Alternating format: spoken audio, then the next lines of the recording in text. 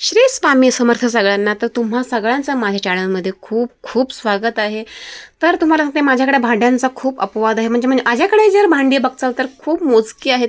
त्यामुळे मला खूप टेन्शन येते की कोणतं सामान कुठल्या डब्यामध्ये भरून, कुठे भरून, काय भरू. कारण प्रत्येक काही ना काही छोट्या छोट्या डब्यांमध्ये मी काही ना काहीतरी साठवून ठेवलेलं आहे, जेणेकरून वस्तू खराब होऊ नये, वाया जाऊ नये. आणि एवढे एकदम स्मॉल स्मॉल डब्यात सुद्धा मी काय काय ठेवलेलं आहे.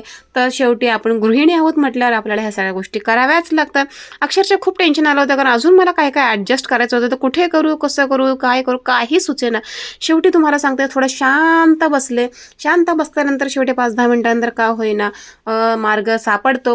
तुम्हाला सांगते, खरंच एखादी गोष्ट समोर असेल ना, तर ती अजिबात सापडत नाही. टेन्शनमध्ये जेव्हा आपण असतो ना, आणि काही ना काहीतरी ना असं चुकतं ना, तर फुटतं तरी. त्यामुळे खरंच शांत बसावं, डोक्याला ताण देऊ नये. शांत बसल्यानंतर तुम्ही बघा, गॅरंटी आहे, 100% गॅरंटी आहे की ती वस्तू दिसते, एखादा मार्ग तरी सापडतो.